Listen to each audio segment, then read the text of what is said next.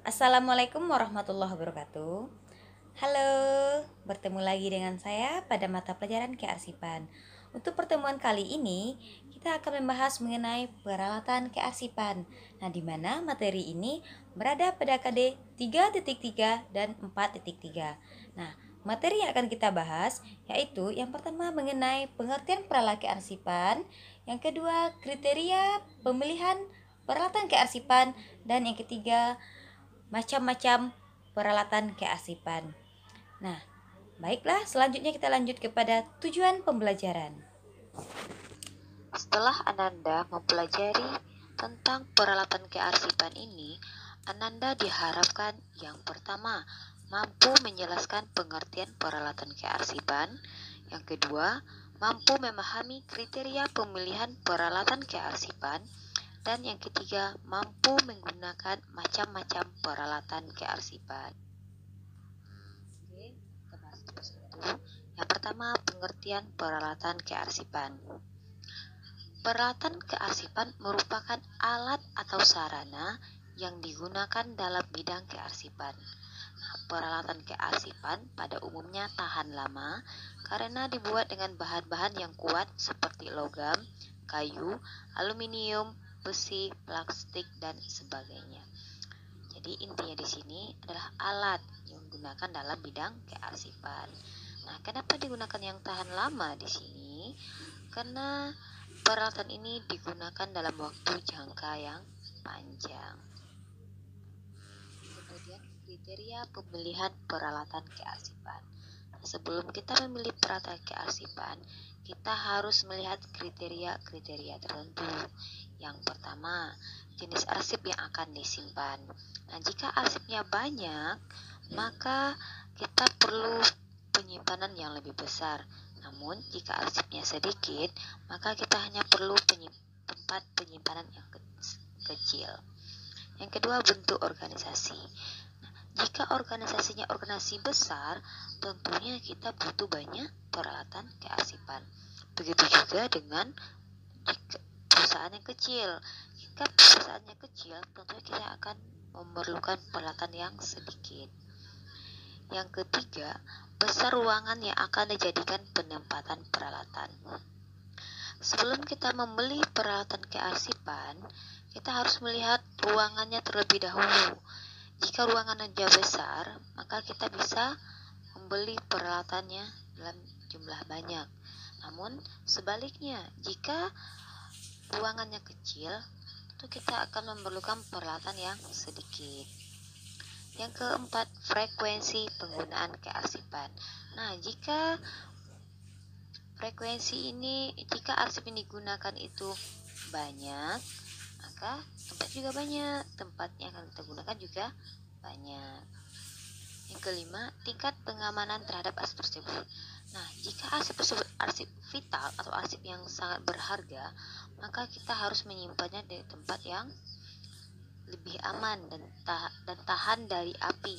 Contoh, seandainya terjadi kebakaran di perusahaan kita, maka arsip-arsip yang sifatnya penting itu terlindungi dari kebakaran. Selanjutnya, macam-macam peralatan kearsipan. Yang pertama, filing cabinet. Filing cabinet ini tidak asing lagi bagi kita. Terdiri dari 1 sampai 6 laci, tapi yang paling banyak digunakan 4 dan 5 laci. Kemudian, setiap laci dapat menampung 5.000 lembar arsip. Ukuran surat ini disusun berdiri tegak, lurus atau vertikal, berderet ke belakang.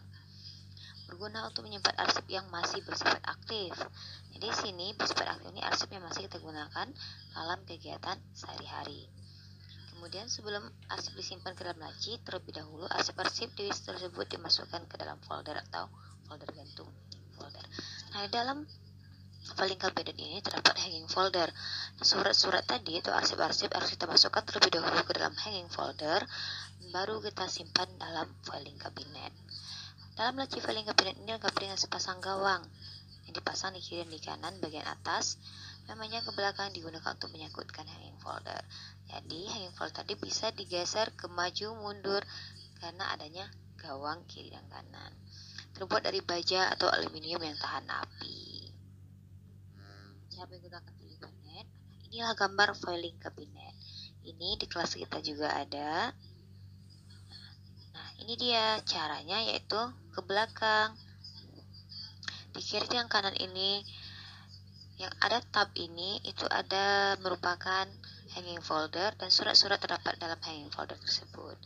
Caranya itu ada tab digunakan untuk mencantumkan pokok masalah. Ini dia yang ada baca-bacanya yang menonjol ke atas disebut dengan tab. Kemudian ada sekat atau guide, petunjuk atau pemisah antara kelompok masalah satu dengan masalah yang lain, yang warna-warni. Kemudian ada lateral filing cabinet. Lateral ini harus sama dengan filing cabinet, cuman cara penyimpanannya berbeda. Jumlah penyimpanan arsip disimpan lebih banyak dibandingkan dengan filing cabinet. Nah, kenapa lebih banyak di filing cabinet? Ini karena susunnya berderet dari tingkat paling atas sampai paling bawah. Dia ditumpuk, sedangkan filing cabinet itu dia berderet ke belakang. Terbuat dari baja atau aluminium yang tahan api. Rotary. Nah, ini rotary. Untuk penyimpanannya kita menggunakan, dia adalah lemari yang berputar semacam filing cabinet, tapi penyimpanan dilakukan secara berputar. Nah, kemudian penyimpanan arsip dilakukan secara lateral atau menyamping, terbuat dari logam atau besi.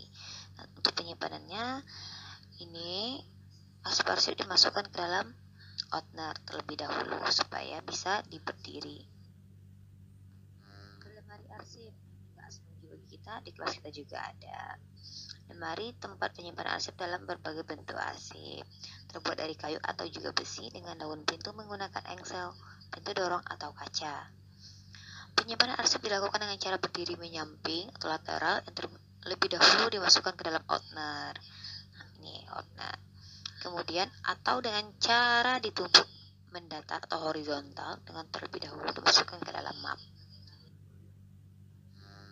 5 tanda atau sekat atau disebut juga guide. Nah, ini dia merupakan lembaran kertas tebal atau karton digunakan sebagai petunjuk atau sekat atau pemisah dalam penyimpanan arsip. Kemudian terdiri atas dua bagian, itu tab guide yang menonjol menuliskan kode-kode tanda-tanda atau indeks. Ada badan guide yang menopang arsip-arsip yang ada di belakang. Jadi arsip terdapat di belakang guide.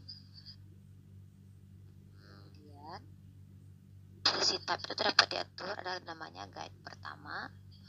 Ini terletak sebelah kiri dan digunakan untuk menuliskan kelompok utama. Ini disebut juga dengan guide primer, untuk guide pertama. Ini untuk masalah utama. Kemudian ada guide kedua terletak di tengah.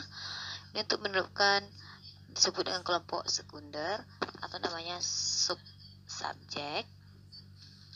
Dan yang ketiga, jadi yang sekunder ini nanti bagian dari yang primer. Pada tab guide ketiga terletak di sebelah kanan, digunakan untuk menuliskan kelompok tersier atau sub subjek. Atau untuk yang lebih khusus lagi. Jadi di sini yang primer ini, tab primer itu adalah tab pertama atau yang paling umum. Contohnya di sini bagian kepegawaian. Kemudian tab sekunder adalah bagian dari kepegawaian tadi. Contohnya masalah dari bagian kepegawaian adalah cuti. Nah, kemudian yang tersier yang lebih khusus lagi, bagian dari cuti tadi, contohnya cuti melahirkan. Nah, kemudian ada folder belakangnya.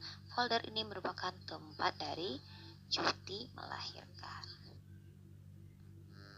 Rak arsip ini merupakan lemari tabung pintu tempat penyimpanan arsip yang disusun secara lateral atau menyamping. Nah, untuk penyimpanannya surat akan disimpan terlebih dahulu, dimasukkan ke dalam ordner atau kotak arsip. Ordner atau kotak arsip disimpan pada rak tampak punggung sehingga dapat mendapatkan label atau judul dari arsip yang ada di dalamnya. Terbuat dari kayu atau besi. Ada map arsip, merupakan lipatan terbuat dari karton atau kertas tebal atau plastik yang digunakan untuk menyimpan arsip. Dapat memuat 1-50 lembar surat. Nah, kemudian ada macam-macam map arsip ini. Ada stemag folio, dia memiliki daun penutup pada setiap sisi. Kemudian ada map header, map ini mempunyai penjepit di tengah map dan tidak mempunyai daun penutup. Nah, sebelum kita menyimpan arsip harus dilubangi dahulu dengan perforator. Kemudian ada folder, ini map tanpa dilengkapi dengan daun penutup. Ada namanya hanging folder. Ini map yang mempunyai besi penggantung disimpan pada filing cabinet. Ini yang seperti terlihat pada filing cabinet terletak. Dia macam-macam arsip, ada stomach folio, maps header, folder, dan hanging folder. Cara sortir. Cara sortir ini dapat dia berbentuk berdiri, juga dia seperti yang sampingnya box, digunakan untuk memisah-misahkan surat tawarkan yang diterima, diproses, dikirim, atau disimpan ke dalam folder masing-masing. Alat sortir berbentuk rak atau kotak bertingkat dan sebagainya. Terbuat dari logam, kayu, plastik, atau karton. Outer. Ini nggak asing lagi bagi kita, ini sering kita lihat temui dalam kehidupan sehari-hari. Outer ini tadinya kita simpan pada rotari arsip, pada dalam lemari arsip maupun dalam rak arsip. Map ini merupakan map besar dengan ukuran punggung sekitar 5 cm yang di dalamnya terdapat besi penjepit. Terbuat dari karton yang sangat tebal sehingga cukup kuat jika diletakkan secara lateral pada lemari arsip. Arsip sebelum disimpan dilubangi menggunakan perforator, kemudian dimasukkan dalam besi penjepit. Dapat memuat kurang lebih 500 lembar surat. Stapler, nggak asing lagi, ini Bu yakin Anda semua sudah paham. Ini digunakan untuk menyatukan sejumlah kertas, digerakkan menggunakan tenaga manusia, berfungsi apabila diisi dengan staples atau isi. Terbuat dari bahan logam yang cukup kuat. Menurut kemampuan dan bentuknya ada namanya stapler besar, sedang, maupun kecil. Yang digambar ini merupakan stapler kecil. Kemudian perforator. Ini nggak asing lagi bagi kita. Ini kita juga sering menggunakan perforator. Yang pertama, perforator ini merupakan alat terbuat dari logam untuk melubangi kertas atau kartu. Digerakkan dengan tenaga manusia, terdiri dari perforator 1 pelubang, 2 pelubang, dan 5 pelubang.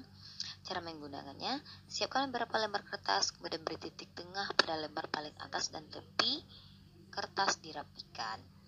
Letakkan kertas pada papan kertas pada posisi tengah sampai tepi kertas menyentuh bagian tepi perforator.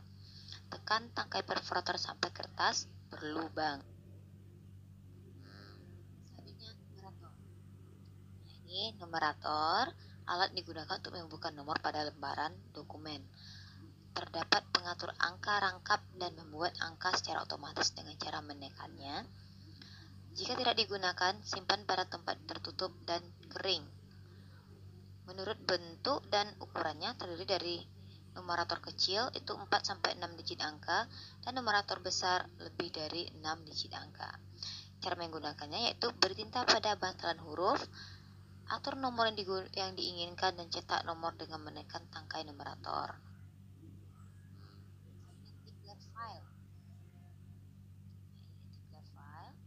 Alat semacam kotak terbuat dari kayu atau besi baja untuk menyimpan arsip berbentuk kartu atau lembaran yang berukuran kecil, seperti lembar penyiar arsip atau kartu-kartu lain yang mempunyai jatuh tempo. Kemudian dilengkapi dengan guide atau pembatas, berfungsi sebagai alat pengingat bagi petugas arsip. Nah, declare file ini merupakan tempat kartu. Contoh, Anda pernahkah pergi ke perpustakaan?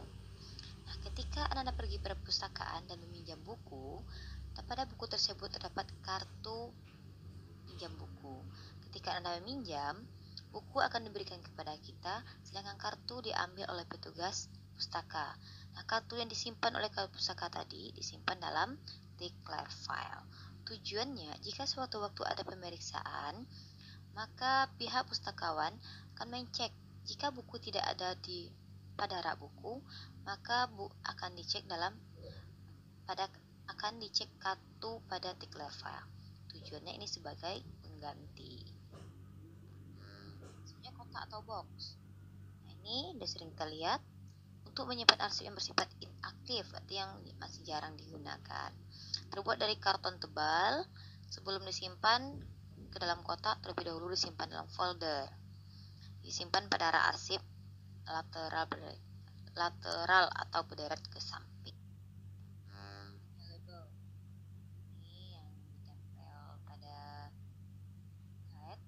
Sebuah alat digunakan untuk memberi judul pada map atau folder yang biasanya diletakkan pada bagian tab dari seluruh folder atau guide. Terbuat dari bahan kertas berbagai ukuran, punya perekat pada bagian belakang sehingga kita tak perlu lagi memberikan lem. Nada otomatis langsung ditempel. Punya kardex kabinet. Ini sebuah alat digunakan untuk menyimpan kartu indeks dengan menggunakan laci-laci yang dapat ditarik keluar memanjang. Dalam kardex terdapat semacam kantong plastik tempat penyimpanan kartu indeks. Terbuat dari bahan rak atau laci kartu. Berbentuk laci-laci yang disusun teratur dalam rak untuk menyimpan kartu-kartu kecil yang disusun secara vertikal. Terbuat dari kayu atau besi, banyaknya laci disesuaikan dengan dan mikrofilm. Mikrofilm ini suatu alat digunakan untuk memproses fotografi. Arsip direkam pada film dalam ukuran yang diperkecil untuk mempermudah penyimpanan dan penggunaan. Mikrofilm terdiri alat pemotret, roll film, alat pemproses, alat pembaca dan pencetak.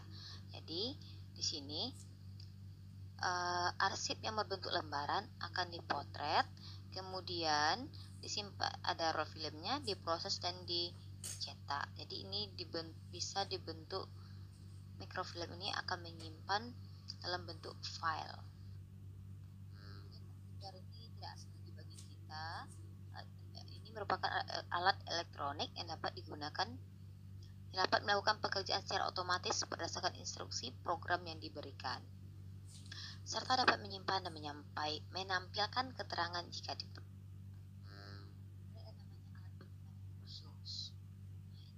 Tidak asing lagi. Ini alat yang digunakan untuk menyimpan arsip dalam bentuk-bentuk khusus seperti flash disk, CD, kaset, dan sebagainya. Kemudian mempunyai berbagai bentuk dan desain. Itulah pelajaran kita hari ini mengenai peralatan kearsipan.